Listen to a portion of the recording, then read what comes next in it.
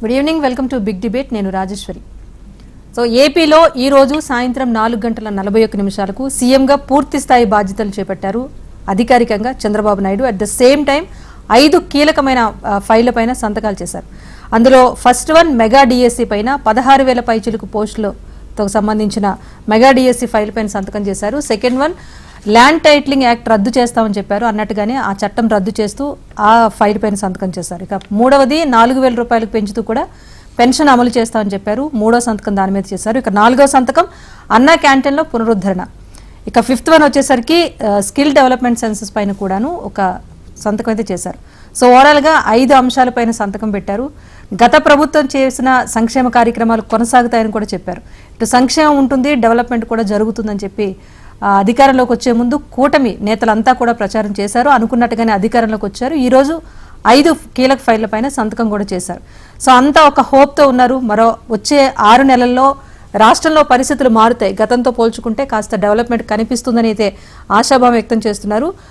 Little bit చెప్పాలంటే అమరావతిలో already ఆ రూపురేఖలు అయితే మారిపోయింది. కొంత అమరావతిలో ముళ్ళ పొదలు తొలగించేసి ఈరోజు ఘన స్వాగతం పలికిన తీరు అంతా కూడా మనం చూసాం. సో ఇప్పుడు ఈ 5 అంశాలు ఫైల్ పైన సంతకం చేశారు. అట్ ద సేమ్ టైం ఏదైతే ప్రజలు చంద్రబాబు నాయుడు అధికారంలోకి వస్తే డెవలప్మెంట్ జరుగుతుందని ఆశిస్తున్నారో ఇది జరుగుతుందా లేదా? ఎందుకంటే ఇప్పటికే 13 లక్షల కోట్ల పైచిలకు అప్పులు చేశారంటూ గతంలో ఎన్నికల ప్రచారం సందర్భంగా కూడా ఇదే కూటమి నేతలంతా కూడా విమర్శించారు. మరి వీటికి నిధుల సమీకరణ ఎలా చేస్తారు? ఇంకొక వైపు కేంద్ర సహకారంతో రాష్ట్ర అభివృద్ధి ఉంటుందని చెప్పారు. మరి రాష్ట్ర ప్రభుత్వ సంక్షేమ పథకాలకు కేంద్ర ప్రభుత్వం ఎంతవరకు నిధులను కేటాయిస్తుంది, అసలు కేటాయిస్తుందా లేదా? ఇలాంటి అనేక అంశాలు అయితే ఇప్పుడు చర్చకు వస్తున్నాయి. వీటిపైన వాళ్ళ డిబేట్ కొనసాగిద్దాం. పార్టిసిపేట్ చేస్తున్నారు కృష్ణాంజనేయులు గారు, ప్రస్తుతం జాయిన్ అయ్యారు, సీనియర్ జర్నలిస్ట్. నమస్తే కృష్ణాంజనేయులు గారు. ఇంకా మిగతా గెస్టులు కూడా జాయిన్ అవుతారు. కృష్ణాంజనేయులు గారు చెప్పండి, ఈరోజు చూశారు సో ఏపీలో ఇకపై సంక్షేమం ఉంటుంది, అభివృద్ధి ఉంటుందని చెప్పేసి కూటమి అయితే అధికారంలోకి వచ్చింది. ఈరోజు కీలక ఫైళ్ల పైన చంద్రబాబు నాయుడు సంతకం చేశారు. మరి వీటికి నిధులు ఎలా, ఇవన్నీ హామీలు జరుగుతాయని చెప్పేసి ఒక సందేహం అయితే వస్తుంది. సో ఎలా ఉండబోతుంది అంటారు? చంద్రబాబు నాయుడు ముందు ఉన్న కీలక సవాళ్లు అంటే ఏం చెప్తారు? నమస్తే రాజేశ్వర్ గారు, హెచ్ఎంటీవీ వీక్షకులకు కూడా నమస్కారం.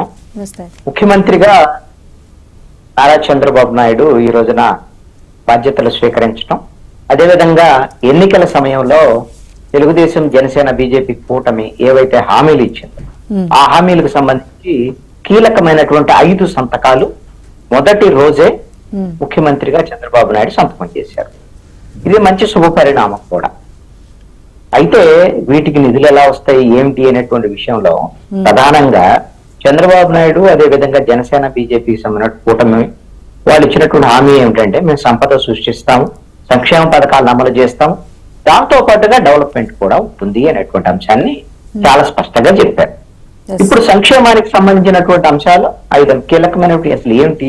గత ప్రభుత్వం మీద ప్రతిపక్షంగా ఉన్నప్పుడు కూటమి పార్టీలు చేసినటువంటి ప్రధానమైనటువంటి ఆరోపణ, ప్రజల్లో ఉన్నటువంటి అసంతృప్తి కూడా ఏమిటి అని అంటే ఉద్యోగ ఉపాధి అవకాశాలు లేవు అనేటువంటిది. ప్రధానంగా మెగా డిఎస్సికి సంబంధించినటువంటి విషయంలో 2019 ఎన్నికలకు ముందు అప్పుడు ప్రతిపక్ష నేతగా ఉన్నటువంటి జగన్మోహన్ రెడ్డి మెగా డిఎస్సికి హామీ ఇవ్వటం, అదేవిధంగా జాబ్ క్యాలెండర్ ప్రతి సంవత్సరం కూడా జనవరి వచ్చినప్పుడు కల్లా జాబ్ క్యాలెండర్ ఇస్తానటం, ఇవన్నిట్లో ఫెయిల్ అయ్యారు అనేటువంటిది ఈ 2019 నుంచి 24 వరకు వైసీపీ ప్రభుత్వం ఉన్నప్పుడు ప్రతిపక్షంలో ఉన్న తెలుగుదేశం, జనసేన, బీజేపీ ఆరోపణ చేసి ఇప్పుడు వాళ్ళు అదే ప్రధానమైనటువంటి అంశాల కింద తీసుకున్నారు. యువత, నిరుద్యోగ యువత వాళ్ళకి సంబంధించినటువంటి విషయంలో మెగా డిఎస్సికి సంబంధించినటువంటి తొలి సంతకం చేయటం, అదేవిధంగా నిరుద్యోగ వృత్తికి సంబంధించినటువంటి అంశం కూడా దాని మీద నిర్ణయం తీసుకోవటం, అన్న క్యాంటీన్లు, ప్రధానంగా ల్యాండ్ టైటిలింగ్ యాక్ట్ సంబంధించినటువంటి అంశం కూడా ఎన్నికల సమయంలో ప్రధానమైనటువంటి ఎన్నికల ఎజెండాగా ముందుకొచ్చింది. ఈ ల్యాండ్ టైటిలింగ్ యాక్ట్ అనేటువంటిది ప్రజలకి వాళ్ళ భూమి హక్కుల్ని హరించేటువంటి విధంగా ఉంది అనేటువంటిది ప్రతిపక్ష పార్టీలుగా తెలుగుదేశం, జనసేన, బీజేపీ ఆరోపణ చేసి అందుకు వాళ్ళు హామీ కూడా ఇచ్చారు. అధికారంలోకి వచ్చిన వెంటనే ఈ ల్యాండ్ టైటిలింగ్ యాక్ట్ రద్దు చేస్తాం. అందుకు హామీకి అనుగుణంగానే ఈ రోజున మొదటి సంతకం ముఖ్యమంత్రి ఆయన చంద్రబాబు నాయుడు చేశారు. కాబట్టి ఇచ్చినటువంటి హామీలకు అనుగుణంగా, హామీలకు కట్టుబడి చంద్రబాబు నాయుడు మొదటి సంతకం చేశారు. కాబట్టి ప్రజలు ఈ రోజున ఖచ్చితంగా సంతోషించాల్సినటువంటి విషయం. అయితే మరి ఇవన్నిటికి నిధులు ఎలా వస్తాయి ఏమిటి అనేటువంటి అంశం అనేటువంటిది ఎప్పుడైనటువంటి జటిల సమస్య కాదనటండి. అయితే చంద్రబాబు నాయుడు ఒక మాట చెప్పారు కదా, నేను సంపద సృష్టిస్తాను, సంక్షేమ పథకాలు కూడా కొనసాగిస్తాను. మరి సంపద ఎలా సృష్టిస్తారు ఏంటి అనేటువంటిది ముఖ్యమంత్రిగా బాధ్యతలు తీసుకున్నటువంటి చంద్రబాబు నాయుడుకి మనం కొంత సమయం ఇవ్వాలి. ఆయన ప్రణాళికలు ఏంటి, ఆలోచనలు ఏంటి, ఏ విధంగా సంపద సృష్టి వైపు ఆయన దృష్టి సారిస్తారు, ప్రణాళికలు రూపొందిస్తారు అనేటువంటిది మనం గమనించాలి, పరిశీలించాలి. అప్పుడు మాత్రమే మనం దాని మీద మాట్లాడగలిగాం. రెండో అంశం ఏమిటంటే, కేంద్ర ప్రభుత్వం నుంచి ఆంధ్రప్రదేశ్ ప్రభుత్వానికి ఖచ్చితంగా సహకారం అందడానికి అవకాశాలు ఉన్నాయి. ఇప్పుడు మరి గత 10 ఏళ్లలో ఇప్పుడు డబుల్ ఇంజిన్ సర్కారు అంటే ఎన్డీఏ ప్రభుత్వం కేంద్రంలో ఉంది, తెలుగుదేశం కూడా కేంద్ర ప్రభుత్వంలో, రాష్ట్రంలో కూడా ఎన్డీఏ ప్రభుత్వం, ఇక్కడ కూడా బీజేపీ తెలుగుదేశం జనసేన కలిసి ప్రభుత్వాన్ని ఏర్పడింది. మరి ఇదే తరహా డబుల్ ఇంజిన్ సర్కార్ 2014లో కూడా వచ్చింది. ఆ రోజున తెలుగుదేశము బీజేపీ రెండు ప్రభుత్వంలో ఉన్నాయి, రాష్ట్రంలో, కేంద్రంలో కూడా ప్రభుత్వంలో. జనసేన మద్దతు ఇచ్చింది బయట. మరి అలాంటప్పుడు అప్పుడు అన్యాయం జరిగింది అని, కేంద్ర ప్రభుత్వం సహకరించలేదు అని 2018లో చంద్రబాబు నాయుడు తిరుగుబాటు చేశారు కేంద్ర ప్రభుత్వం మీద, ధర్మ పోరాట దీక్షలు చేశారు, ఇవన్నీ జరిగినాయి. పవన్ కళ్యాణ్ కూడా కేంద్రం నుంచి మనకు 78,000 కోట్ల రూపాయలు రావాలని ఆయన ఒక ఫ్యాక్ట్ ఫైండింగ్ కమిటీ వేసి కూడా తేల్చారు. కానీ అప్పుడున్నటువంటి పరిస్థితులకి ఇప్పుడున్నటువంటి పరిస్థితులకి కొంత వ్యత్యాసం ఉంది అనేటువంటి విషయాన్ని మనం గమనించాలి. అదేమిటి అని అంటే, 2014లో మొదటిసారి ఎన్డీఏ అధికారంలోకి వచ్చినటువంటి బీజేపీ నేతృత్వంలో బీజేపీకి పూర్తి బలం ఉన్నటువంటి పరిస్థితి. 282 సీట్లు వాళ్ళకున్నాయి ఆ రోజు. అదే విధంగా 2019 వచ్చేసరికల్లా 303 సీట్లు పెరిగింది బీజేపీ, అదే విధంగా 353 సీట్లు ఎన్డీఏ, పూర్తి స్థాయి బలం. బట్ ఇప్పుడు ఇప్పుడైతే ఆంధ్రప్రదేశ్ లో ఎన్ని ఎంపీ సీట్లు ఉన్నాయి? ఇప్పుడు కేంద్రంలో బీజేపీకి పూర్తి స్థాయి బలం లేదు, మ్యాజిక్ ఫిగర్ వాళ్ళు సాధించలేకపోయారు. వాళ్ళు 400 సీట్లు వస్తే మేము రికార్డు సృష్టిస్తాం, మా బీజేపీకే 370 వస్తాయి అని వాళ్ళు ఆశలు పెట్టుకున్నారు. కానీ వాళ్ళకి జరిగింది ఏంటి? 272 మ్యాజిక్ ఫిగర్ కూడా బీజేపీ రాలేకపోయింది.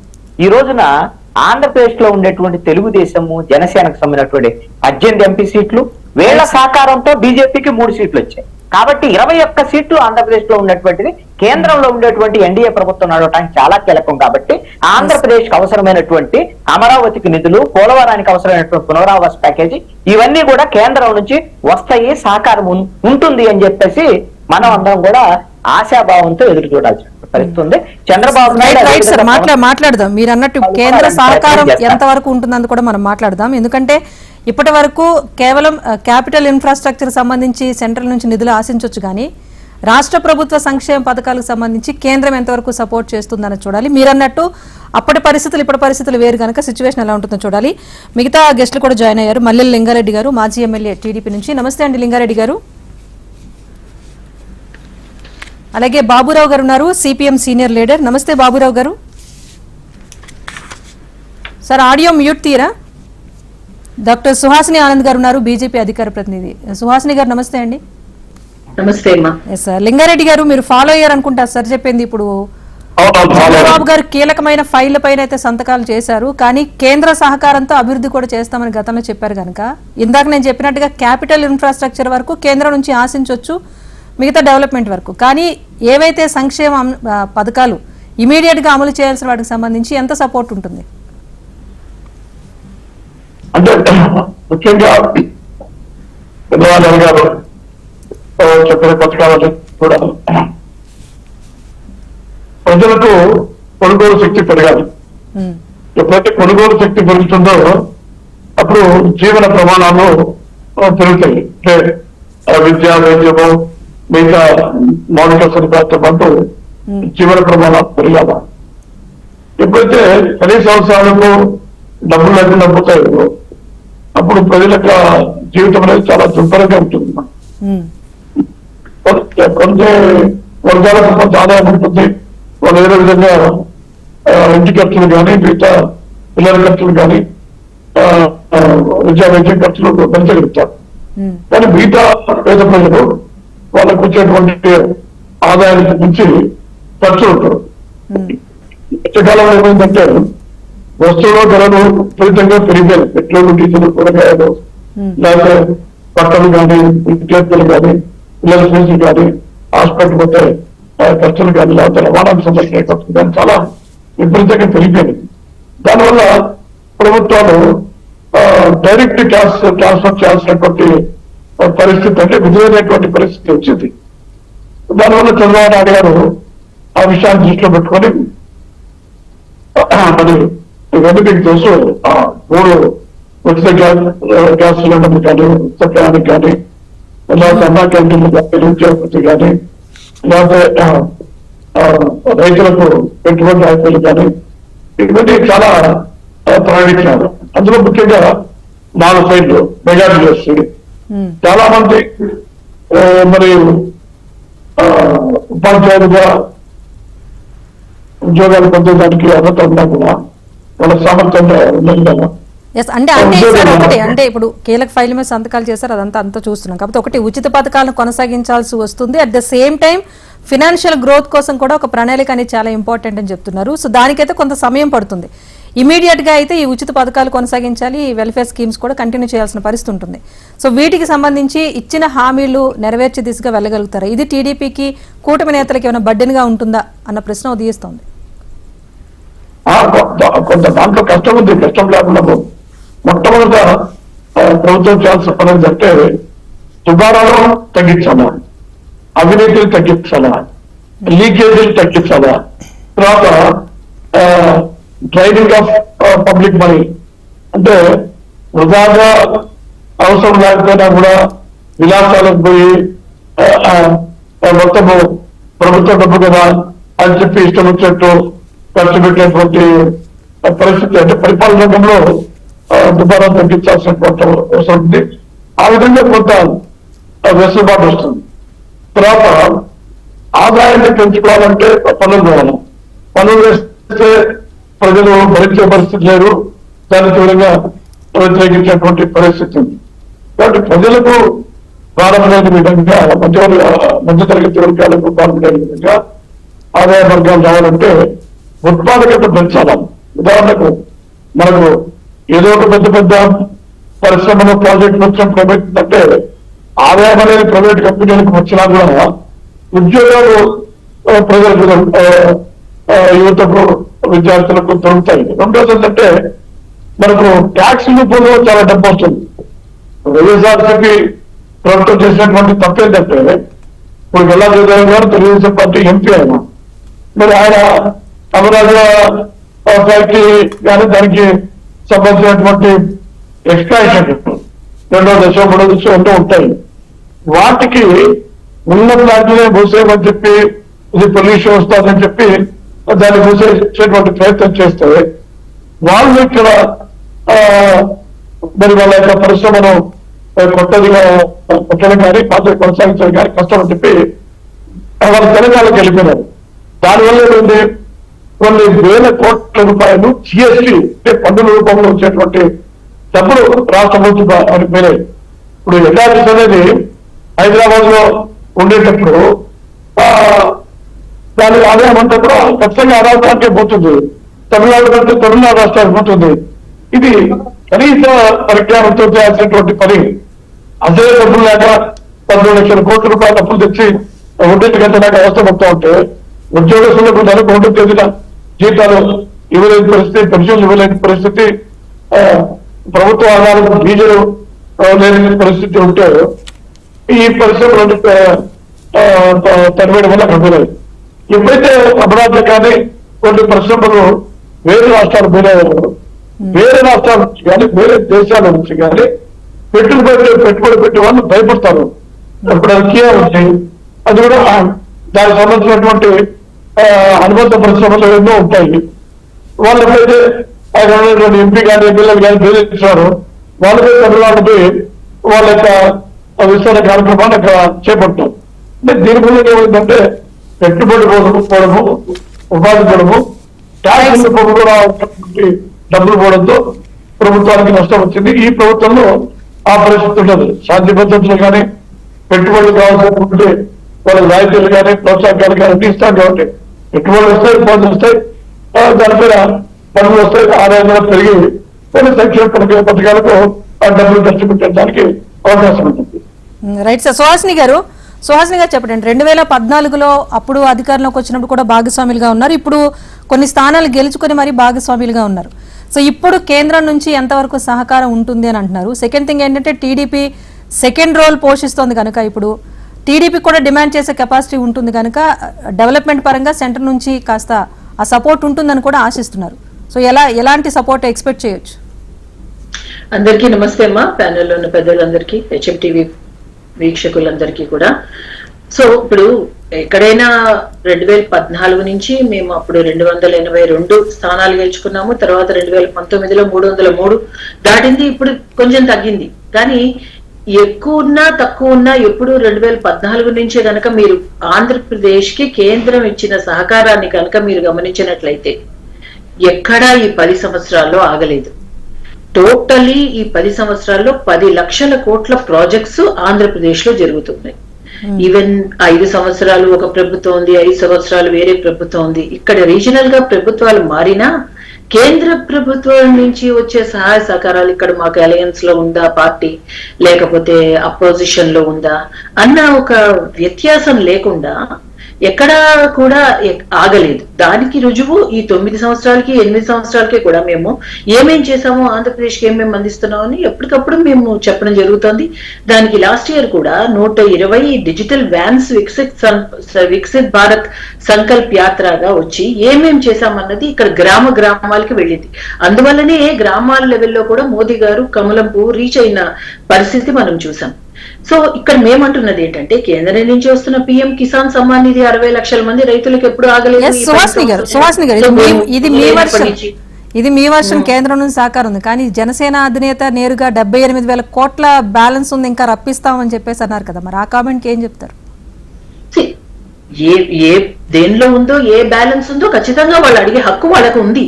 కానీ మేమన్నది ఏంటంటే ఈ జాతీయ సంస్థల్లో విషయంలోను, కనెక్టివిటీ విషయంలోను, మరి ఇక్కడ ఉన్న పథకాలన్నీ కూడా విషయంలోను, ఆయుష్మాన్ భారత్ ఏది చూడండి, ఏ రంగం చూడండి, అసంఘటిత కార్మికులకి ఇచ్చే ఒక చేయూత, పోషణ అభియాన్ లో మేము ఇచ్చే చేయూత, గ్రామ పంచాయతీలకి 90% నిధులు ఎక్కడి నుంచి వస్తున్నాయి? కేంద్ర ప్రభుత్వం నుంచే వస్తున్నాయి. అంటే ఇక్కడ రాష్ట్ర ప్రభుత్వం అయినా కేంద్ర ప్రభుత్వం అయినా ఎవరు జేబుల్లోంచి ఎవరు ఖర్చు పెట్టరండి, ఇదంతా ట్యాక్సుల రూపంలోనే. ట్యాక్సెస్ విషయానికి వస్తే ఇంకొక విషయం చెప్తున్నాను మీకు. ఇక్కడ ఆంధ్రప్రదేశ్ లో ఇప్పుడు విభజన ఆంధ్రప్రదేశ్ తర్వాత చాలా మంది వరకు ఆ ఎంప్లాయీస్, ఉద్యోగస్తులు ఎవరైతే ఆంధ్రప్రదేశ్ లో ఉండాలో వాళ్ళు పూర్తిగా ఉండే పరిస్థితి ఎక్కడుందండి? రాజధాని ఇప్పటి వరకు పూర్తి స్థాయిలో లేదు. ఇప్పుడు ఏదైతే అమరావతి వచ్చినా ఏమవుతోంది? ఎక్స్ప్రెస్ వేస్, మనకి నేషనల్ హైవేస్ కనెక్టివిటీ విపరీతంగా పెరిగిన మూలన హైదరాబాద్ లోనే ఫ్యామిలీస్ ని పెట్టుకుని ఈ క్యాపిటల్స్ కి ఈ పక్కన వాటికి వచ్చి మళ్ళీ వీకెండ్ కి జస్ట్ వెళ్ళిపోతున్నారు హైదరాబాద్. సో ఇక్కడ ఖర్చు పెట్టి ఇక్కడ ఉద్యోగాలు చేసి ఖర్చు ఎక్కడ పెడుతున్నారు? Sources are draining into Telangana. అది కట్ షార్ట్ చేసినప్పుడే ఇక్కడికి ట్యాక్సెస్ పూర్తి స్థాయిలో ఆంధ్రప్రదేశ్ కి నిలబడతాయి. అది ఖచ్చితంగా ఇక్కడున్న economist, being me also an economist, భవిష్యత్తులో అవన్నీ కూడా తప్పకుండా అండి. ఇప్పుడు చంద్రబాబు నాయుడు గారు, అటు పవన్ కళ్యాణ్ గారు, ఇటు మేము 100% ఇప్పుడు మేధో మదనం జరిగి ఇప్పుడు ఆంధ్రప్రదేశ్ మీద ఎంత ఈ 3 కూటమి కట్టిన తర్వాత ఇంత ల్యాండ్ స్లైడ్ విక్టరీ ఎందుకు ఇచ్చారండి ప్రజలు మాకు? అక్కడ ఎన్డీఏగా అంటే అటు Bharatiya Janata party, TDP and Pawan Kalyan garu, Janasena ముగ్గురు కలిపి ఏదైతే చెప్పారో చెప్పిన దాని మీద ఒక పూర్తి స్థాయిలో నమ్మకం ఉంది. పవన్ కళ్యాణ్ గారు చెప్పిన దానిలో కేంద్రం ఇస్తున్న సహకారాన్ని చూస్తూ ఉన్నారు.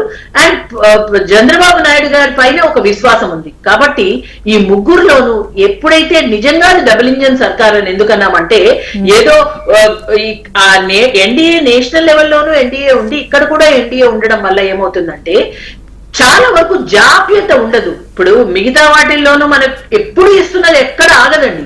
కేంద్రం ఎప్పుడు సహకారాన్ని ఆంధ్రప్రదేశ్ ఆపలేదు. కానీ ఇక్కడ కూడా ఎన్డీఏ అన్న ప్రభుత్వం ఉంది అంటే ఇదే కూటమి.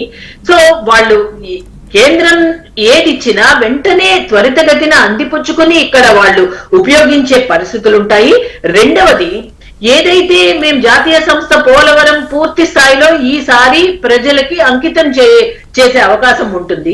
ఏదైతే ఒక కాఫర్ డ్యామ్ విషయంలోనూ అక్కడ కొంత డీవియేషన్ ఒక డైవర్షన్స్ జరిగాయో అదే చంద్రబాబు నాయుడు గారు కూడా చెప్తున్నారు. ఇప్పుడు పూర్తి స్థాయిలో ఏవైతే అవకతవకలు జరిగాయో అవి లేకుండా ఉండే అవకాశం ఇప్పుడు ఉంది కదా. ఎందుకంటే కేంద్రం ఏం చెప్పినా రాష్ట్రంలో ఆ కూటమి పూర్తి స్థాయిలో ఇది ఇవ్వాలి మనం ప్రజలకి అని ఒక చిత్తశుద్ధితో ఉంటుంది. సో ఏపీని త్వరలో మరో గుజరాత్ లాగా చూడబోతున్నామా? ఇక్కడ కూడా డబుల్ ఇంజిన్ సర్కార్ వచ్చింది కదా.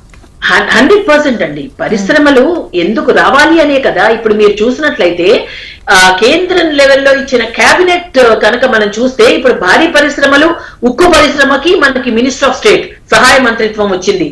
అదే కాకుండా రూరల్ డెవలప్మెంట్ గ్రామీణాభివృద్ధికి సహాయ మంత్రి మన స్టేట్ కి వచ్చింది. పౌర విమానయానం కేబినెట్ మినిస్ట్రీ వచ్చింది. ఇది కాకుండా communication minister of communication. So important అన్ని శాఖలు ఆంధ్రప్రదేశ్ కి వచ్చాయి. ఇంకా రానివి కూడా ఈ 30 మెయిన్ శాఖలు ఏవైతే ఉన్నాయో అండ్ 5 ఇండిపెండెంట్ శాఖలు అండ్ 36 సహాయ మంత్రిత్వ శాఖల అందరితోనూ చర్చించి ఎప్పుడైతే కేంద్రంలో ఎన్డీఏ ప్రభుత్వం ఉందో వాళ్ళకి కావాల్సినవన్నీ కూడా వాళ్ళతో చర్చించి తీసుకొచ్చే అవకాశం చాలా మెండుగా ఉంటుంది. రాష్ట్ర రాజధానికి కూడా కావాల్సినవి ఏదైతే అసలు ఇమీడియట్ గా 7 ముంపు మండలాల్ని మన రాష్ట్రంలోకి ఎందుకండి మార్చాము? పోలవరం జాప్యం జరగకూడదనే కదా. ద వెరీ ఫస్ట్ అవ్వకూడదనే కదా. అంటే మేము ఎందుకు చెప్తున్నా అంటే these are all key points and important factors. ఎక్కడా కూడా లేట్ అవ్వకుండా ఏదైతే కేంద్రం చేసిందో అది అందిపుచ్చుకోవడంలో ఆ మాటలు ఈ మాటలు చెప్పి ఏం చేసింది జనరల్ స్టేట్మెంట్స్ చెప్తారు చాలా మంది. బట్ కేటగారికల్లీ ఇవి ఇచ్చాము అన్న డేటా మా దగ్గర ఉంది. వాళ్ళు మాతో మాట్లాడొచ్చు. సో ఇక్కడ ఖచ్చితంగా ఈసారి పరిశ్రమల విషయంలోనూ దేనిలోనూ జాప్యం ఉండదు. అదే కేంద్రీకృతమై అదే చిత్తశుద్ధితో ఇప్పుడు రాష్ట్రంలో ప్రభుత్వం పనిచేస్తుంది. కేంద్ర సహకారాలు ఎప్పటిలాగే ఉంటుంది. ఇంకా రాష్ట్రంలో వాళ్ళకున్న ఇంట్రెస్ట్ ని బట్టి పూర్తి స్థాయిలో ఇంకా కేంద్రం ముందుకు వస్తుందండి. మీరు అన్నట్టుగా పోలవరం జాతీయ హోదా వస్తుంది. అట్ ద సేమ్ టైం పరిశ్రమల ఏర్పాటు జరుగుతుంది. ఉన్న పరిశ్రమల ప్రైవేటీకరణ కూడా ఆగాలని డిమాండ్ ఉంది కనుక ఇవన్నీ సాధ్యమని చెప్తున్నారు. మొత్తానికైతే ఏపీలోకి సంబంధించి 5 కీలక ఫైళ్ల మీద చంద్రబాబు సంతకం చేశారు. అట్ ద సేమ్ టైం కేంద్ర సహకారం కూడా ఉంటుంది అన్నారు కనుక అభివృద్ధి పథంలో ఏపీ వెళ్తుందని అయితే జనం అయితే ప్రస్తుతానికి ఆశిస్తున్నారు. ఇప్పటికిప్పుడు మనం ప్రభుత్వాన్ని ప్రశ్నించలేకపోయినా పరిస్థితులు అయితే తప్పకుండా మారుతాయి అనే ఒక క్లారిటీ అయితే ఇస్తున్నారు. బాబురావు గారు ఫస్ట్ సిగ్నేచర్. నమస్తే sir. First signature mega DSC పెట్టారు. నిరుద్యోగిత తగ్గించే ప్రయత్నం చేస్తామని చెప్పేసి సింబాలిక్ గా చెప్పేశారు చంద్రబాబు నాయుడు. గతంలో centre for monitoring Indian economy ఏదైతే ఏపీనే నిరుద్యోగితలో ఫస్ట్ ప్లేస్ లో ఉందని చెప్పింది కనుక ఫస్ట్ సిగ్నేచర్ దాని మీద చేశారు. ఇంకోవైపు స్కిల్ డెవలప్మెంట్ కూడా ఉంటుందని చెప్పారు. సో ఆ దిశగా వెళ్లేందుకు అవకాశాలు ఎంతవరకు ఉన్నాయి? అమలు సాధ్యమేనా? హామీ ఇచ్చిన విధంగా నూతన ప్రభుత్వంలో చంద్రబాబు నాయుడు గారు వీటన్నిటి మీద సంతకాలు పెట్టడం సంతోషకరం. కొత్త ప్రభుత్వం ప్రజలకి ఇచ్చిన హామీలను నిలబెట్టుకుని మేలు చేయాలని ప్రజలు ఆశిస్తున్నారు. ఆ దిశలోనే జరగాలని కోరుకుంటున్నాం. అదే సందర్భంలో ఈ హామీలు అమలు జరగాలంటే కేంద్ర ప్రభుత్వం యొక్క సహకారం కావాలి. ఇప్పటి వరకు కేంద్ర ప్రభుత్వం నుండి ఆంధ్రప్రదేశ్ కి టీడీపీ ఉన్నప్పుడు కానీ వైసీపీ ఉన్నప్పుడు కానీ ఈ 10 ఏళ్ల కాలంలో అందాల్సిన మోతాదులో అందలేదు. ఇది ముఖ్యమైనది. రెండోది ఆంధ్రప్రదేశ్కే కాదు రాష్ట్రాలకు అందాల్సిన సహకారం విషయంలో కేంద్రం నుంచి అందట్లేదని వివిధ రాష్ట్రాల ముఖ్యమంత్రులు చెబుతున్నారు. ఇందులో ఈ రోజు కీలకంగా చూడాలంటే ఎందుకు ఇవాళ ఇంకా అనుమానం కలుగుతుందంటే టీడీపీ జనసేన కలిపి మేనిఫెస్టో వస్తే బీజేపీ నేతలు ఆ మేనిఫెస్టోని వాళ్ళు ఓన్ చేసుకోవాలి. మేము ఈ మేనిఫెస్టోతో కలిసి ఉండలేమని ఆ సందర్భంలో వారు దాంట్లో సంతకం పెట్టాల. కాబట్టి కొంత అనుమానం ఉంది. సరే, అదొక భాగం. 2, ఎన్డీఏలో భాగస్వామిగా ఉంటే ఇస్తాం అంటున్నారు. ఇది మొదటి విషయం. ఎన్డీఏలో ఉన్నందుకు ఇవ్వటమే కాదు, అంటే తెలంగాణ ఎన్డీఏలో ఉండకపోతే ఎవరా? ఎన్డీఏలో ఉంటేనే ఇస్తారా? కేంద్రం బాధ్యతగా రాష్ట్రాలకి రాష్ట్రాలకి కేంద్రం యొక్క బాధ్యత. అలాగే ఇంకో ప్రశ్న ఏంటంటే 2014 నుండి 18 వరకు ఆంధ్రప్రదేశ్ లో ఉన్నది కూడా ఎన్డీఏ ప్రభుత్వమే. అప్పుడు చంద్రబాబు నాయుడు గారు ముఖ్యమంత్రి కూడా. కేంద్రంలో వాళ్ళు ఉన్నారు, రాష్ట్రంలో వీళ్ళు ఉన్నారు. అప్పుడు రాష్ట్రానికి కేటగారికలుక అమరావతికి 42,000 కోట్ల రూపాయలు, జగన్ గారిని పక్కన పెడదాం, 42,000 కోట్ల రూపాయలు డిపిఆర్ ఎన్డీఏలో ఉన్న రాష్ట్ర ప్రభుత్వం కేంద్రానికి పంపింది. ఇచ్చింది ఎంత? 1,500 కోట్ల రూపాయలు. ఇప్పుడైనా ఆ వైఖరి మార్చుకోండి. పోలవరం నిర్వాసితులకి సంబంధించినటువంటి ప్యాకేజీకి 55,000 కోట్ల రూపాయల పోలవరం ప్రాజెక్ట్ లో కీలకమైన పార్ట్, కానీ దానికి మా బాధ్యత లేదు అంటున్నారు. జాతీయ హోదా ఇవాళ ఏంటి? చట్టంలోనే ఉంది, విభజన చట్టంలోనే. దాని బాధ్యతని మీరు ఇవాళ అది లేదు ఇది లేదని బకాయిలు ఇవ్వకుండా టీడీపీ హయాంలో జరిగింది, వైసీపీ హయాంలో జరిగింది. ఇప్పుడైనా మీ వైఖరి మార్చుకోండి. తర్వాత విషయం, వెనకబడిన రాయలసీమ ఉత్తరాంధ్రకి సంబంధించిన బుందేల్ఖండ్ తరహా ప్యాకేజ్ అన్నటువంటిది కనీసం ఇవ్వాల్సిన సహాయం ఎందుకు అందలేదు? మీరు ఇచ్చింది ఎంత? కాబట్టి ఈ విషయంలో 25% కూడా అందలేదు. ఇది ఈ రోజు ఉన్నటువంటి సహాయం విషయంలో. అలాగే కడప ఉక్కు ఏమైంది? అలాగే పోర్టులకు సంబంధించిన ఏమైంది? ఇటువంటి అనేక అంశాలు విభజన చట్టంలో ఉన్నటువంటి విశాఖ విజయవాడ మెట్రో రైల్, ఇప్పుడు ఏమన్నారు? విజయవాడ మెట్రో రైల్ ఎత్తేసారు. విశాఖపట్నం ప్రైవేట్ వాళ్ళు చేసుకోవాలి, మాకు సంబంధం లేదన్నారు. ఇవన్నీ చట్టంలో ఉన్నవి, దయాదాక్షిణ్యం కూడా కాదు. కాబట్టి ఎవరు ప్రభుత్వం ఇవాళ ఎన్డీఏ ఉంది కూడా ఇంకెక్కువ చేయండి, తప్పలేదు. కానీ దీనికి రాష్ట్రానికి ఇవాళ వరకు కేంద్రం నుండి రావాల్సిన సహాయం రావట్లా. అంటే ఒకటి చెప్పండి sir, as a senior leader, అలాగే సంక్షేమ పథకాల విషయంలో బాబురావు గారు, కేంద్రం ఇప్పుడు పాలనలో ఉంది కాబట్టి, డబుల్ ఇంజిన్ సర్కార్ అంటున్నారు కాబట్టి, కేంద్రమే బాధ్యతగా భావించి సహకరిస్తుందా, లేకపోతే చంద్రబాబు రాబట్టాల్సిన పరిస్థితులు ఉంటాయా? రెండు ఉన్నాయండి. కేంద్రం బాధ్యత ఎన్డీఏలో ఉన్నందుకే కాదు, దేశంలో ఆంధ్రప్రదేశ్ అయినా తెలంగాణ అయినా లేకపోతే ఇంకొక రాష్ట్రం అయినా ఇవ్వాల్సిన అవసరం ఉంది. రెండోది, రాష్ట్రాల విభజన జరిగిన తర్వాత విభజన చట్టంలోనే ఆంధ్రప్రదేశ్ కి తెలంగాణకు రావాల్సినవి కొత్త రాష్ట్రాలు ఏర్పడినాయి కాబట్టి రెండు, వీటికి ఇంకా ఎక్కువ అవసరం ఉంది. కాబట్టి దేశమంతా రాష్ట్రాలకి ఇవ్వడం భాగం. ఈ రెండు రాష్ట్రాలకి ప్రత్యేకించి ఆంధ్రాకి రాజధాని కూడా లేదు. అలాగే హైదరాబాద్ తెలంగాణ వైపు ఉంది, తెలంగాణ సమస్యలు తెలంగాణకు ఉన్నాయి. ఇక్కడ అదనంగా సహాయం చేయాల్సిన అవసరం చట్ట ప్రకారమే, పార్లమెంట్ ఇచ్చిన హామీల ప్రకారమే, ఎన్నికల్లో ఇచ్చిన హామీల ప్రకారమే ఉంది. 2014లో నరేంద్ర మోడీ గారు ఢిల్లీని తలదన్నే రాజధాని అని మాట చెప్పారు. అలాగే ప్రత్యేక హోదా ఇచ్చిన హామీ పార్లమెంట్ లో మీరే 5 ఏళ్ళు ఆ రోజున కాంగ్రెస్ వచ్చి మేము 10 ఏళ్ళు ఇస్తామని చెప్పారు. ఈ రోజు ఆ ప్రత్యేక హోదా ఇస్తే డిఎస్సిలో ఉద్యోగాలు రావటమే కాదండి, రేపు దానివల్ల ఇన్సెంటివ్స్ వచ్చి రాష్ట్రంలో పరిశ్రమలు అభివృద్ధి చెంది సంపద సృష్టించాలని చంద్రబాబు నాయుడు గారు ఏదైతే చెప్తున్నారో, లేదు మేము 20 లక్షల ఉద్యోగాలు ఇస్తామని ఏవైతే చెప్తున్నారో, అలాగే మోడీ గారు సంవత్సరానికి 2 కోట్ల ఉద్యోగాలని ఏవైతే చెప్పారో, ఆంధ్రప్రదేశ్ లో అటువంటి ఉపాధి పెరగాలి అంటే ఖచ్చితంగా ఈ రోజు ప్రత్యేక హోదా అవసరం. పోనీ గతంలో ఇవ్వలేదు, పోనీ ఇవాళైనా ప్రత్యేక హోదా గురించి పోనీ ఎన్డీఏ అంత ముందు లేదు. ఇవాళ జగన్ గారిని దించటంలో అనేక కారణాల్లో ఇంకో కారణం ఏంటి? ప్రజా వ్యతిరేకమే కాదు, కేంద్రం నుండి ప్రత్యేక హోదా విభజన హామీలు రాబట్టకుండా మెతక వైఖరితో ఉండి అప్పుడు బీజేపీ వైసీపీ మ్యాచ్ ఫిక్సింగ్ చేసుకుని వీళ్ళని వాడు కాపాడటం, వాళ్ళని వీళ్ళు కాపాడటం, ఈ మెతక వైఖరే. ఇవాళ తెలంగాణలో కూడా అటువంటి మెతక వైఖరి అవలంబించిన టీఆర్ఎస్ ప్రభుత్వం మీద ఆగ్రహం చూసాం, అలాగే ఒరిస్సాలో ఆగ్రహం చూసాం.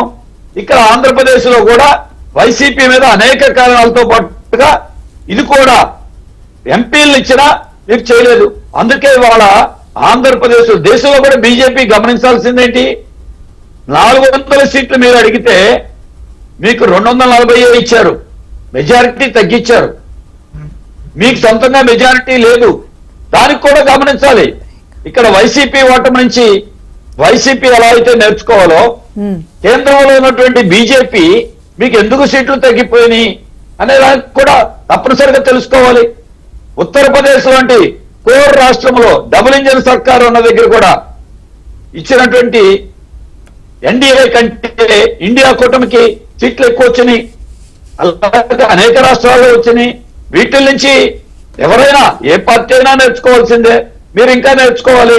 దాంట్లో ముఖ్యమైన కారణం నిరుద్యోగం లాంటి సమస్యలు, ధరల పెరుగుదల లాంటి సమస్యలు, అలాగే రాష్ట్రాలకి సహాయం చేసే లాంటి సమస్యలు, రైతు ఉద్యమాల్ని నిరంకుశంగా ఆంధ్రప్రదేశ్ లో అణిచేసినట్టే దేశంలో అణిచివేయటం లాంటి సమస్యలు, ఇవన్నిటి వల్ల రైతు ఉద్యమం జరిగినటువంటి ప్రాంతమైన రాజస్థాన్, ఉత్తరప్రదేశ్, పంజాబ్, హర్యానా ఈ రాష్ట్రాలన్నింటిలో కూడా అక్కడ ఎందుకు బీజేపీని ఓడించారంటే అది కూడా ఒక ముఖ్యమైన కారణం.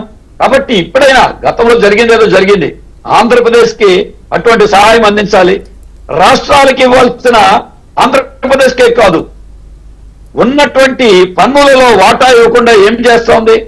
పెట్రోలు డీజిల్ మీద ఇచ్చినటువంటి ఎక్సైజ్ డ్యూటీ కాకుండా సెస్సులు విధిస్తున్నారు. 26 లక్షల కోట్ల రూపాయలు పెట్రోలు డీజిల్ మీద ఆదాయం వస్తే రాష్ట్రాలకి మీరు డివైడ్ చేసింది నామమాత్రం. ఎందుకు? ఎక్సైజ్ డ్యూటీ అయితే రాష్ట్రాలకు వాటా ఇవ్వాలి, కానీ ఎక్సైజ్ డ్యూటీ కాకుండా సెస్సులు అయితే రాష్ట్రాలకి వాటా రాదు, అది కేంద్రం చేతిలోనే ఉంటుంది. కాబట్టి ఇటువంటి విషయాల్లో పార్టీలకు అతీతంగా అంటే ఒకసారి ఇప్పుడు మీరు తెర మీద తీసుకొచ్చిన అనేక అంశాల విషయంలో మిత్రపక్షంగా ఉంటూనే చంద్రబాబు డిఫీట్ చేయాల్సిన సిచ్యువేషన్ అయితే వచ్చే 5 ఏళ్లలో కనిపిస్తుంది. ఆంధ్రప్రదేశ్ ప్రజల యొక్క ప్రయోజనాలు కాపాడటానికి రాష్ట్ర ప్రభుత్వంగా ఉన్న గతంలో వైసీపీ విఫలమైంది కాబట్టి తెలుగుదేశాన్ని గెలిపించారు.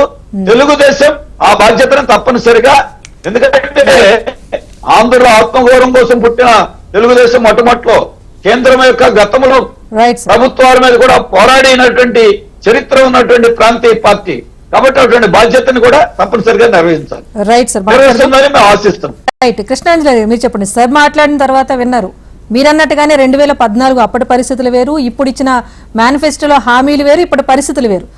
సో ఈ మిత్రపక్షంగా ఉంటూనే చంద్రబాబు డిఫీట్ చేస్తే తప్పిస్తే రాష్ట్రంలో అభివృద్ధి అనేది సాధ్యం కాదు అన్నది సార్ తీసుకొచ్చిన అంశం. సో అంటే ఒకటి ఎలా వెళ్లాల్సిన అవసరం ఉందంట రాజేశ్వర్ గారు? మనము ఇప్పుడు కేంద్ర ప్రభుత్వం మీద పోరాడాలి అని మనం ఏం చెప్పాల్సిన అవసరం లేదు, చెప్పడం కూడా తప్పు కాదు అన్నట్టు నా అభిప్రాయం. ఎందుకు అనంటే ఆల్రెడీ కేంద్ర ప్రభుత్వంలో ఈ రోజున భాగస్వామిగా ఉన్నటువంటి తెలుగుదేశము, జనసేన, మరి ఇది 2014లో ఫెయిల్ అయ్యాం కదా అంటే ఇప్పుడు ఉన్నటువంటి పరిస్థితి సానుకూలంగా ఉంది అనేటువంటి ఇందాక నేను వివరించాను.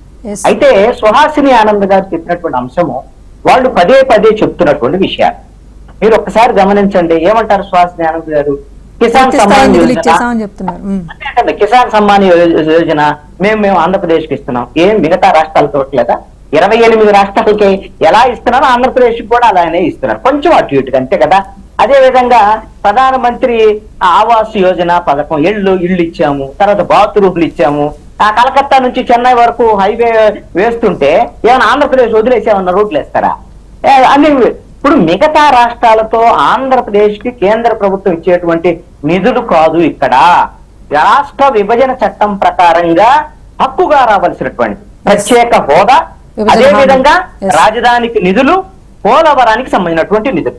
ఏం చెప్తున్నారు ఇప్పుడు? పోలవరం మేము పూర్తి చేస్తామండి, మేము నిధులు ఇస్తున్నాము, అవి ఏం చెప్తారు. ఇక్కడ ఒక అంశం ఏమిటి అనంటే పోలవరం బ్యారేజీ కట్టేసి గేట్లు పెట్టేసి నీళ్లు నింపుతామంటే కుదిరేటువంటి పని కాదండి. పోలవరం ఈ రోజున పూర్తి కావాలి అనంటే పునరావాస ప్యాకేజీ కింద రివైజ్డ్ ఎస్టిమేషన్స్ ప్రకారంగా 30,000 కోట్ల రూపాయలు పునరావాస ప్యాకేజీ కింద ఇవ్వాలి. ఈ రోజున జాతీయ ప్రాజెక్టుగా పోలవరాన్ని ప్రకటించిన తర్వాత 100% కేంద్ర ప్రభుత్వం భరించాల్సినటువంటి పరిస్థితి ఉంటే ఈ రోజున మేము పునరావాస ప్యాకేజీ మేము ఇవ్వము, బ్యారేజీ వరకే, మేము నిర్మాణాల వరకే ఇస్తామని అంటే ఎట్లా పూర్తి అవుతుంది? ఇది సాధ్యమయ్యేటువంటి పనేనా? దీనికి సంబంధించి ఒక విధానపరమైనటువంటి ప్రకటన కేంద్ర ప్రభుత్వం ఇమ్మీడియట్ గా చేయాల్సినటువంటి. అదే విధంగా ఆంధ్రప్రదేశ్ కు సంబంధించినటువంటి రాజధాని విషయంలో కూడా ఉమ్మడి మేనిఫెస్టోలో వీళ్ళు పెట్టారు, అమరావతి రాజధాని ఉంటుంది, ఒకటే రాష్ట్రం ఒకటే రాజధాని. మరి అలానే అమరావతి రాజధాని ఇప్పుడు ఈ రోజున కంప చెట్లు కొట్టారు, లైట్ ఇచ్చారు, బానే ఉంది. కానీ నిధులు కావాలి దానికి. ఇప్పుడు బాబురావు గారు చెప్పారు కదా, కనీసము పరిపాలనా భవనాల నిర్మాణం జరగాలి అని అంటే మేము ఢిల్లీ ఇంటాల్దనే రాజధాని కట్టడానికి నిధులు ఇస్తామని 2014 ఎన్నికలకు ముందు ఆ రోజున ప్రధానమంత్రి అభ్యర్థిగా నరేంద్ర మోడీ చెప్పాడు. అయ్యా మాకు ఢిల్లీ తలదన్నే రాజధాని వద్దు, కనీసం పరిపాలనా భవనాలు పూర్తవ్వాలి అని అంటే 9,800 కోట్లు అంటే అప్రాక్సిమేట్లీ 10,000 కోట్ల రూపాయలు అవసరం ఉంది. ఆ 10,000 కోట్ల రూపాయలు కేంద్ర ప్రభుత్వం నుంచి రావాల్సినటువంటి అవసరం ఉంది కదా. రైల్వే జోన్ పరకను పడ్డటువంటి పరిస్థితి ఉంది. వెనకబడినటువంటి జిల్లాలకు 7 జిల్లాలకు నిధులు ఇచ్చినటువంటి పరిస్థితి లేదు. మొదటి 3 సంవత్సరాలు ఇచ్చే తర్వాత ఇవ్వలేదు. రామాయపట్నం పోర్టు, కడప ఉక్కు ఫ్యాక్టరీ, ఇవన్నీ కూడా కేంద్రం నుంచి చట్టబద్ధంగా హక్కుగా రావాల్సినటువంటి మనం సాధించుకోవాల్సిన అవసరం అయితే ఉంది. కేంద్ర ప్రభుత్వం కూడా కొంత వాళ్ళు కూడా గతంలో ఉన్నటువంటి వైఖరికి భిన్నంగా వ్యవహరిస్తారు అని చెప్పేసి ఆశిద్దాం. ఎందుకంటే బీజేపీ ఈ రోజున ఏదో సామెత అంటారు కదా, లేడీ కాళ్ళు లేక కాదు కాలం వచ్చి చిక్కిందని. ఈ రోజున బీజేపీ కూడా అలానే దొరికింది, లేకపోతే వాళ్ళు మాట్లాడతారని అనుకోవడానికి లేదు. ఎందుకంటే 10 ఏళ్ల పాటు ఆంధ్రప్రదేశ్ పట్ల కక్షపూరితమైనటువంటి వివక్ష ప్రదర్శించారు. దయచేసి ఇప్పటికైనా సరే వాళ్ళు మార్చుకొని వాళ్ళ వైఖరిని పోలవరం విషయంలో పునరావాస ప్యాకేజీ ప్రకటించడం, అమరావతికి సంబంధించినటువంటి విషయాలు ఇమీడియట్ గా చేయగలిగినటువంటి పని వాళ్ళు ఒకటి ఉందండి. ఏంటి అనంటే అమరావతిలో ఏదైతే కేంద్ర సంస్థలకు సంబంధించినటువంటి ఏర్పాటు చేయాల్సినటువంటి ఉన్నాయో వాళ్ళు ప్రకటించినటువంటి వాటిని వెంటనే అమరావతిలో ఏర్పాటు చేయడం అనేది మొదలు పెడితే కనీసం యాక్టివిటీ అనేటువంటిది పెరిగేదానికి అవకాశం ఉంటుంది. అదే విధంగా అక్కడ అవసరమైనటువంటి అడ్మినిస్ట్రేటివ్ బిల్డింగ్స్ అవసరమైనటువంటి నిధుల కేటాయింపు కూడా దశల వారీగా చేయడానికి అవకాశం ఉంది. కాబట్టి కేంద్ర ప్రభుత్వం చేయాలి. ఇప్పుడు ఈ సంక్షేమ పథకాల అమలుకు సంబంధించినటువంటి విషయంలో కూడా ఎంతో కొంత కేంద్రం వైపు నుంచి సహకారం ఉండాలి. అదంటే వీళ్ళు సంక్షేమ పథకాలు ఇష్టం వచ్చినట్టుగా వాళ్ళు హామీలు ఇచ్చారుగా మేమెందుకు సహకరిస్తామని అంటే ఆల్రెడీ కేంద్ర ప్రభుత్వంలో అనేకమైనటువంటి పథకాలు ఉన్నాయి. ఇప్పుడు వీళ్ళు జల్ జీవన్ మిషన్ కానివ్వండి, అలాగా అనేకమైనటువంటి పథకాలు ఉన్నాయి. రైతు భరోసాకు సంబంధించినటువంటి కేంద్ర ప్రభుత్వం నుంచి కూడా సహకారం వాళ్ళు సహకరిస్తే మనం కూడా మరింత వేగంగా రాష్ట్ర ప్రభుత్వం వైపు నుంచి సంక్షేమ పథకాలు ముందుకు తీసుకెళ్ళచ్చు. మీరు ప్రతి సంవత్సరం కానీ మన బడ్జెట్ కి నడిస్తే లాస్ట్ బడ్జెట్ ఎంత అంటే రాష్ట్ర బడ్జెట్ 2,56,250 కోట్ల రూపాయలు. దాంట్లో 70,000 కోట్ల రూపాయలు కేంద్ర ప్రభుత్వం నుంచి వివిధ రూపంలో ఫండ్స్ వస్తాయి అనేటువంటి విధంగా మనం చూసాం. దాంట్లో వచ్చినటువంటి ఏంటి ప్రతి సంవత్సరం కనుక చూస్తే దాంట్లో సగం కూడా అంటే 30 నుంచి 35,000 కోట్ల రూపాయలు మాత్రమే వచ్చినటువంటి పరిస్థితి ఉంటుంది. అందుకని ఇప్పుడు డబుల్ ఇంజిన్ సర్కార్ అనే వాళ్ళు అంటున్నారు కదా, మరి రాష్ట్ర ప్రభుత్వంలో కూడా వాళ్ళు భాగస్వాములుగా ఉన్నారుగా.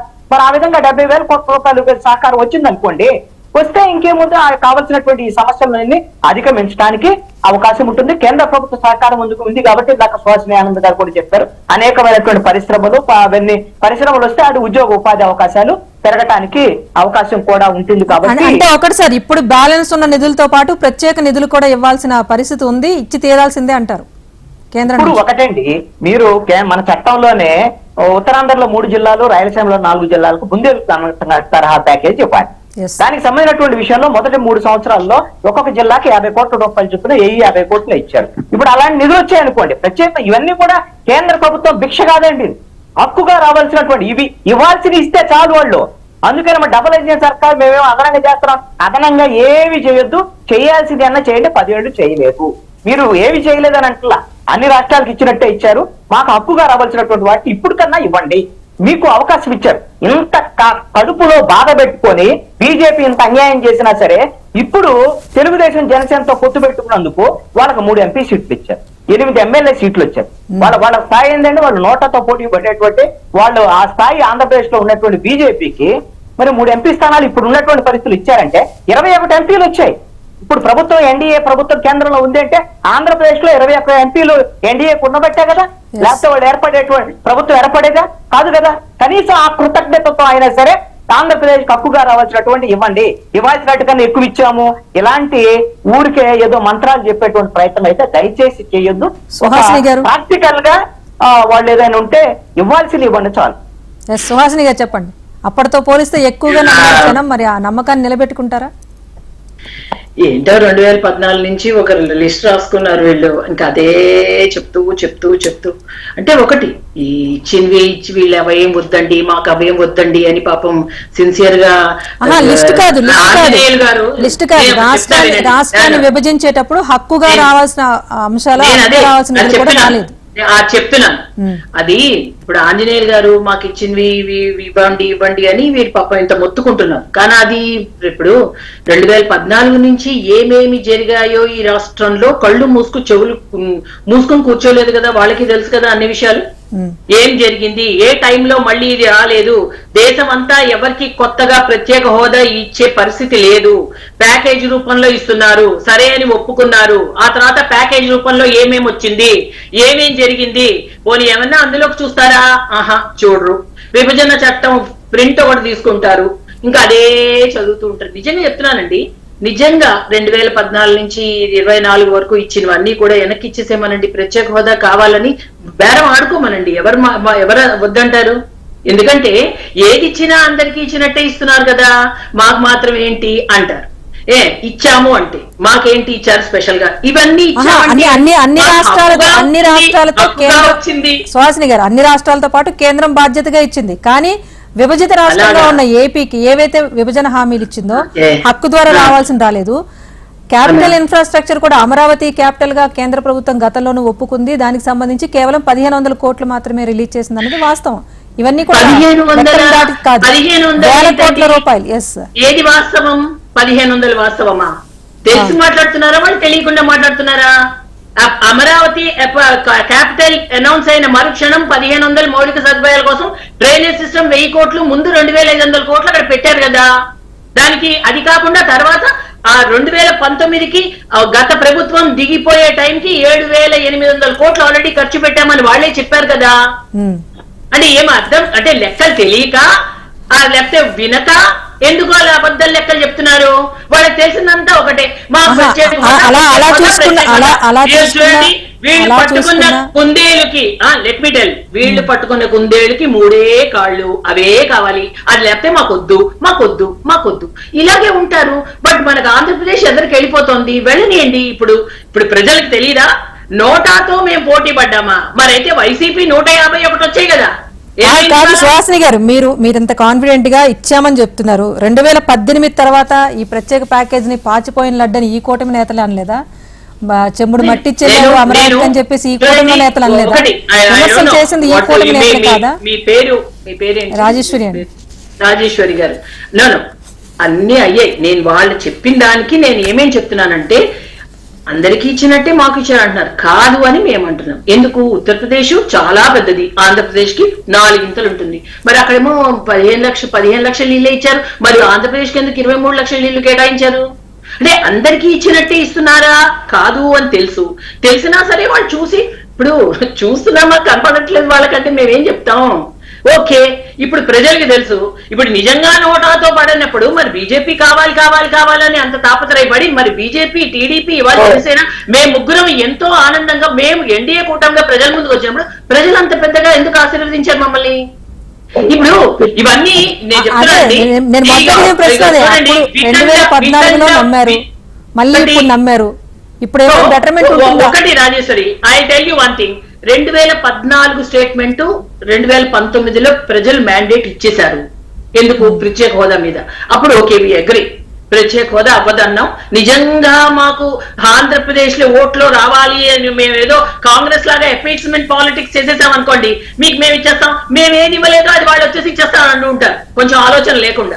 అది నిజంగా ఇచ్చుంటే మాకు చాలా ఓట్స్ వచ్చేసేవి కదా.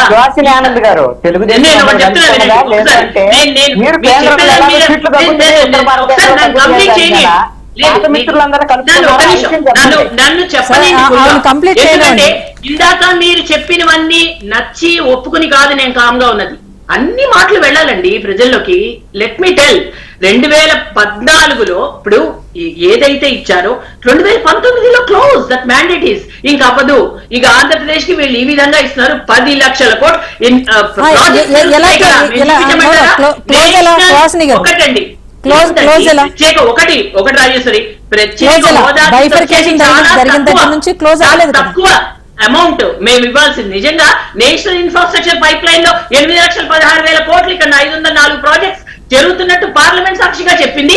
అన్ని పేపర్స్, ఈనాడు సాక్షి అన్నిట్లో వచ్చింది కదా. కనిపించట్లేదా అది?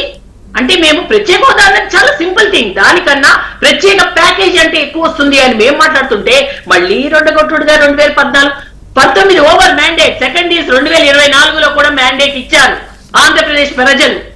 ఇప్పుడు ఏమాత్రం మీకు హక్కు లేదు భారతీయ జనతా పార్టీని అనడానికి.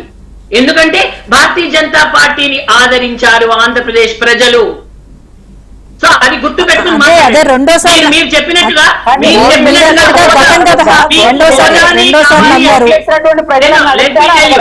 హోదా కావాలి అంటే మాకు హోదానే కావాలి. రెండోసారి నమ్మారు, ఇప్పుడైనా సమస్యలు పరిష్కారం అవుతాయి. ఈ 10 సంవత్సరాలుగా ప్రత్యేక ప్యాకేజీలు ఎందుకు తీసుకుంటున్నారు? మాకు వద్దు, మాకు హోదా కావాలని చెప్పలేపారా? ఎందుకు తీసుకున్నారు గత ప్రభుత్వం, ఇప్పుడున్న ప్రభుత్వం? ఎవరికి సమాధానం చెప్తారు మీరు? వినేవాళ్ళు పిచ్చోళ్ళు అనుకుంటున్నారా ఏంటి? మేధావి వర్గంలో ఉన్నప్పుడు సరిగ్గా మాట్లాడండి. 2014లో ఏమి ఇచ్చామన్నామో 2014 మాట ఎందుకు పదే పదే అదే మాటలు? మీరు చాలు ఆంధ్రప్రదేశ్ లో ప్రభుత్వాలు మార్చేయడానికి. ఐఎమ్ టెలింగ్ యూ ఆంజనేయులు గారు, ఎందుకంటే మీకు అన్ని తెలిసి కూడా మళ్ళీ 2034 వచ్చిన ఏ ప్రత్యేక హోదా పేపర్ తీసుకుని కూర్చుంటారు. సమాధానం ఏంటి? ప్రజలు మాటలు మాట్లాడండి. ఇప్పుడు మీ వాదన వింటూ ఉంటే సుహాసిని గారు, ఇప్పుడు మీ వాదన వింటూ ఉంటే కూటమితో వచ్చారు, ఇప్పుడు ఎన్నికల ప్రచారంలో కూడా ప్రత్యేక హోదా అంశం తెర మీద తీసుకొచ్చారు, అసలు ఇచ్చే ఉద్దేశం లేదన్నది ఇప్పుడు మీ మాటల్లో క్లారిటీగా అర్థమవుతుంది.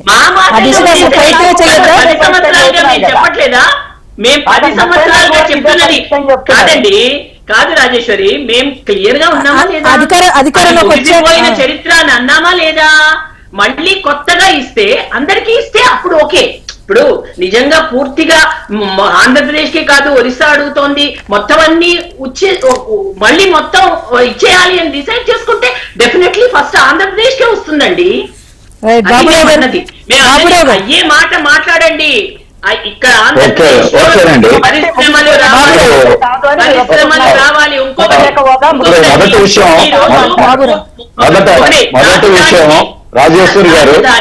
రాజధానికి 3500 కోట్లు హొట్కో ద్వారా మధ్యవర్తిత్వం చేసి కేంద్ర ప్రభుత్వం సహకరించింది.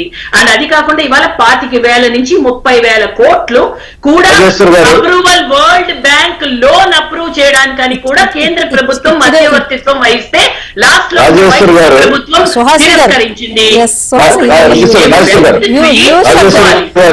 ఇస్తే అన్ని ప్రశ్నలు ఉత్పన్నం కావాలి. చెప్పండి రాజేశ్వర్ గారు, మొదటి విషయం, మీకు హోదా కావాలంటే మా డబ్బు మాకు ఇచ్చేయండి అని బీజేపీ నాయకురాలు సుహాసిని గారు మాట్లాడుతున్నారు. ఇది తీవ్రమైన అభ్యంతరకరం. ఆంధ్రప్రదేశ్ ప్రజలని మీరు అట్లా మాట్లాడే హక్కు మీకు లేదు. గౌరవప్రదంగా చెప్తున్నాం, మీ సొంత సొమ్ము కాదు. ఈ అహంకారమే పోవాలి. రెండో విషయం, ఒక విషయం, మీరు ఇంకా చెప్పారు కదా, మాది అభిరావండి,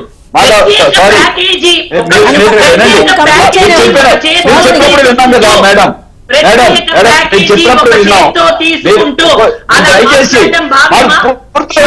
అది పూర్తవునండి, మాది పూర్తవునండి, ప్లీజ్ మమ్మల్ని పూర్తవునండి.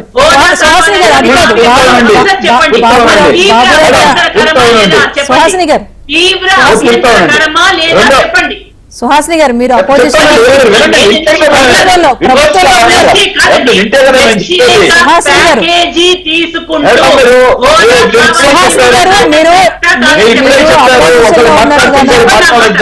తీరా అధికారం చేయండి.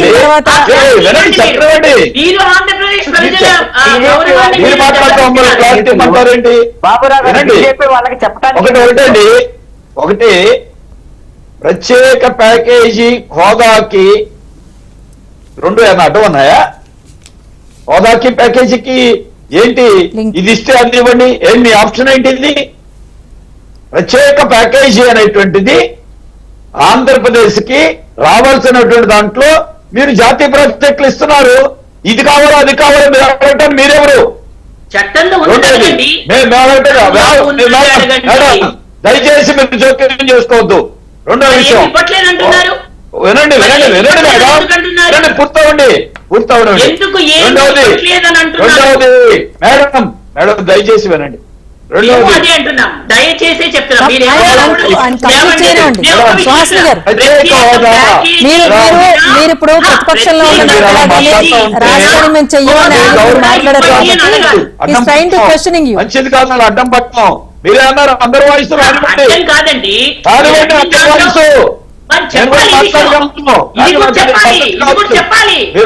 వినండి మేడం, ప్యాకేజీ మీరు వినండి. వస్తోంది, ఇలా హోదా అడ్డుకొని కూడా బీజేపీ కావాలి పరిస్థితి అని వచ్చింది. అడగాలి. గమనించండి, అడ్డుకోమాకండి.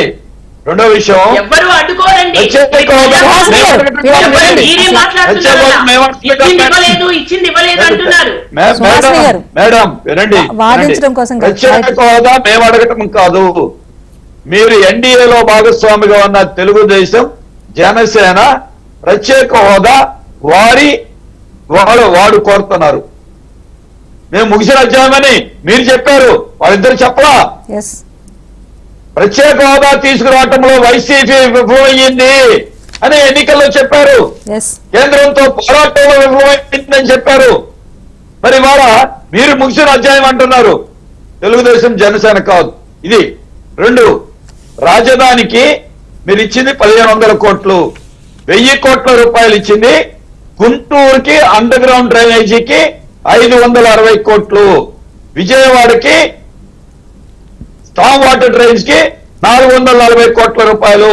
అది అమరావతి ప్రాజెక్టు కాదు. మేము విజయవాడ నుంచి మాట్లాడుతున్నాము, మేము అక్కడ పనిచేసాం కాబట్టి లెక్కలు తెలియకుండా ఆధారాలు లేకుండా మాట్లాడాం. మీరు ఇచ్చింది 1500 కోట్లు, మించి మీరే చెప్తున్నారు 1500 కోట్లని. కాబట్టి ఇంకా మీరు 42 కేంద్ర ప్రభుత్వ సంస్థలు కొన్ని వేల కోట్ల అమరావతిలో స్థలాలు కేటాయిస్తే అక్కడ కార్యాలయాలు కట్టకుండా 10 ఏళ్ల నుండి ఎవరట్టు వచ్చారు మీకు? అలాగే అమరావతి రైలు ప్రాజెక్ట్ కి 2900 కోట్ల రూపాయలు ఎస్టిమేట్ చేస్తే మొన్న బడ్జెట్ లో ఎంత పెట్టారో తెలుసా? 15,000 రూపాయలు బడ్జెట్ లో పెట్టారు. 2900 కోట్లు ఎక్కడ, 15,000 రూపాయలు ముసినట్టుగా బడ్జెట్ లో పెట్టడం ఎక్కడ? ఫండ్స్ అండి, వినండి మేడం వినండి, లెక్కలతో సహా చెప్తున్నాను. బడ్జెట్ లెక్కలతో సహా చెప్తున్నాను. బడ్జెట్ ఊరికి మాట్లాడుకోదండి మేడం. వినండి ఏమండి, మీరు మళ్ళీ వినండి, విన్న తర్వాత సమాధానం చెప్పండి. మేము అందుకనే మీరు ఇప్పటికైనా సరే మార్చుకోండి అంటున్నాం. రెండో విషయం, మీరేం చెప్తున్నారు? పోలవరం గురించి ఇద్దరు ఎవరైతే పునరావాస ప్యాకేజీ గిరిజనుల గురించి మాట్లాడేది, దాని గురించి ఉంది, అది ఇవ్వలేదు. అలాగే వెనకబడిన ప్రాంతాల గురించి మాట్లాడాం. 2014లో మాట్లాడతాం, 29లో 19లో మాట్లాడతాం, 24లో మాట్లాడతాం. మీరు ఇచ్చారనుకోండి మాట్లాడరు, ఇవ్వనప్పుడు మాట్లాడతాం. మేము మాట్లాడటమే కాదు, తెలుగుదేశం మాట్లాడింది. 2018లో ధర్మ పోరాటం చేసింది చంద్రబాబు నాయుడు గారు. ముఖ్యమంత్రిగా ఉన్న చంద్రబాబు నాయుడు గారు ధర్మ పోరాటం చేశారు. అలాగే ఈరోజు ఒకటి చెప్తున్నామండి, ఆంధ్రప్రదేశ్ లో ఎన్డీఏ గెలిచింది నిజమే, తెలుగుదేశం ద్వారా జనసేన ద్వారా మీరు గెలిచారు. 6 సీట్లు ఎంపీలు పోటీ చేస్తే 3 చోట్ల బీజేపీ ఓడిపోయింది. తిరుపతి 7 అసెంబ్లీ కాన్స్టిట్యున్సీలో తెలుగుదేశం గెలిచి తిరుపతి పార్లమెంట్ లో వాళ్ళకి మీకు 1,60,000 ఓట్లు తేడా వచ్చినాయి పార్లమెంట్ కి. ఎందుకు? 50% గెలిపించారు, టీడీపీని 91% గెలిపించారు. అరకు పార్లమెంట్ లో ఓడిపోయారు, రాజంపేటలో ఓడిపోయారు. ఆ అసెంబ్లీ సెగ్మెంట్ లో టీడీపీకి ఓటేశారు, కానీ పార్లమెంట్ లో బీజేపీకి వేయలా. అందుకనే నోటానా ఇంకోటి సంగతి కాదు, ఈ ఎన్నికల్లో కూడా టీడీపీ కూటమి గెలిచిన బీజేపీకి పార్లమెంటులో తగ్గటానికి గల కారణాలేంటో, జనంలో ఇంకా ఎందుకు వ్యతిరేకత ఉందో, ఇది ఒక పార్టీ సమస్య కాదు. మీరు ఆలోచించుకోండి.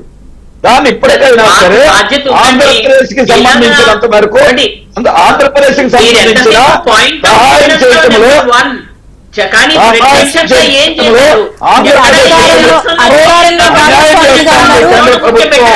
దాన్ని కూడా ఈ రోజు ఇప్పటికైనా సరే ఈ అన్ని విషయాల్లో సరిదిద్దుకునే అవకాశం వచ్చింది.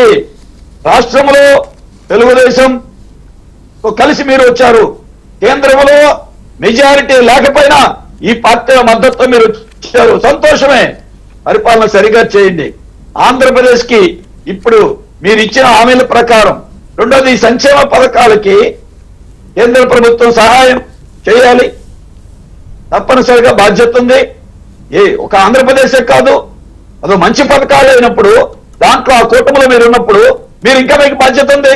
అది పెన్షన్ అయినా, లేదు ఫ్రీ బస్సులు అయినా, గ్యాస్ సిలిండర్లు అయినా, ఇవన్నీ కూడా మీరు 3 గ్యాస్ సిలిండర్లు ఫ్రీ అన్నారు. ఇప్పుడు కేంద్రంలో మీరు అధికారంలో ఉన్నారు, గ్యాస్ రేట్ తగ్గించండి. మొన్న ఎన్నికల్లో జనం ఎందుకు ఓటేశారు?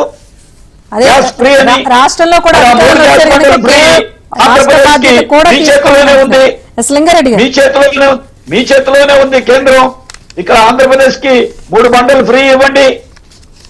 దీపం పథకాన్ని ఉజ్వల పథకంతో సమానంగా చూడట్లేదు. ఉజ్వల పథకాన్ని కొత్తగా ప్రవేశపెట్టిన పథకానికి సబ్సిడీ ఇస్తున్నారు పేదవాళ్ళకి. ఆంధ్రప్రదేశ్ లో ఎప్పటి నుండి ఉన్న దీపం పథకానికి మీరు సబ్సిడీ ఇవ్వట్లేదు. ఇది కూడా తెలంగాణలో కూడా అదే పరిస్థితి ఉంది.